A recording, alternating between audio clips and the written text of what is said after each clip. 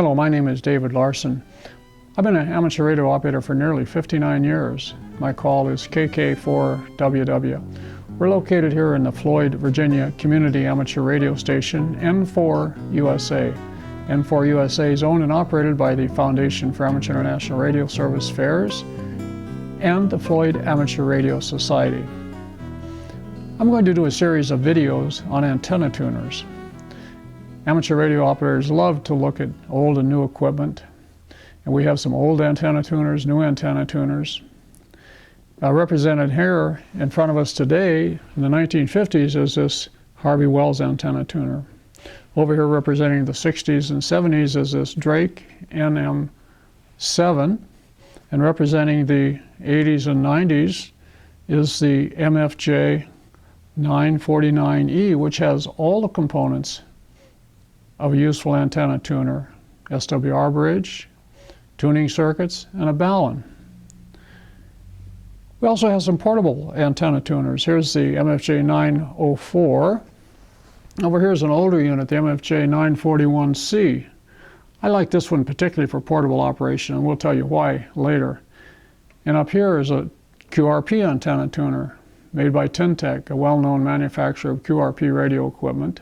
And then we're going to look at see what do antenna tuners actually do. In this series of videos, we will be talking about the various antenna tuners, things to look out for, things to use, how to use them, things to look for, and precautions to take in using them. Let's discuss what basically are most antenna tuners. Most antenna tuners are impedance matching devices. Here you see the input, 50 ohms, and the output. Typical transceiver output is 50 ohms. Antenna could be all kinds of impedances, but what the tuner does, this is called a T network. It has a variable inductor, two variable capacitors, one called the input capacitor, one called the antenna capacitor, and transmitter capacitor. What it does is it's an impedance transformer from the 50 ohms to match whatever's out here. A wide range of impedances, and what an antenna tuner does is give you a low VSWR, and that allows you to transfer all or most of the power from the input to the output.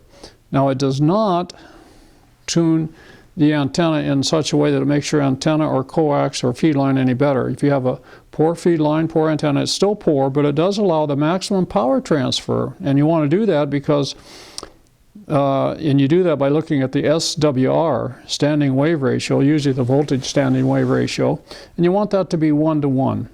1-to-1 means that all the energy is going this way and none of it's coming back here. Any of it coming back towards a transmitter can cause distortion, can cause damage to the transmitter, and it can heat up the components. So this is the basis of most of your antenna tuners, not all, but most, called a T network. It's an impedance transformer.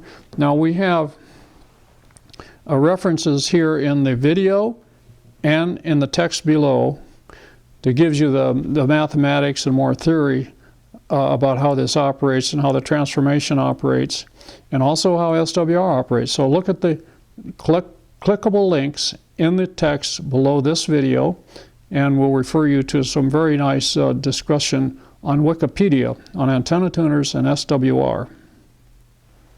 This MFJ antenna tuner has all the basics, including the inductor and the two capacitors, but it has a multifunction switch, and we can switch in a dummy load or a balun, select different outputs.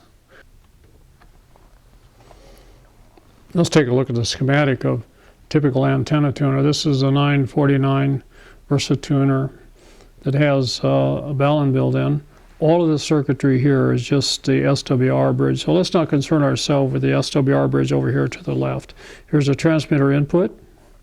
Remember, the SWR bridge is before the antenna. There are several outputs here, so they're switching on the outputs. But here's the T network we were just looking at. Look, here is the inductor.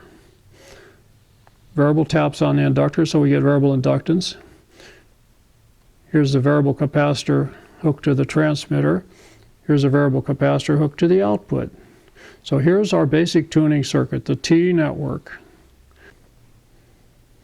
Well, taking a look inside of the antenna tuner, let's look at the basic components. Here are the two capacitors making up part of the T network, and here's the inductor. And this inductor has a bunch of taps on it, and these taps are controlled by the switch. So we can select different inductances. We can get different capacitances by tuning the capacitors. This is maximum capacitance with the plates fully meshed. Here's minimum capacitance. So we have both of these at maximum capacitance.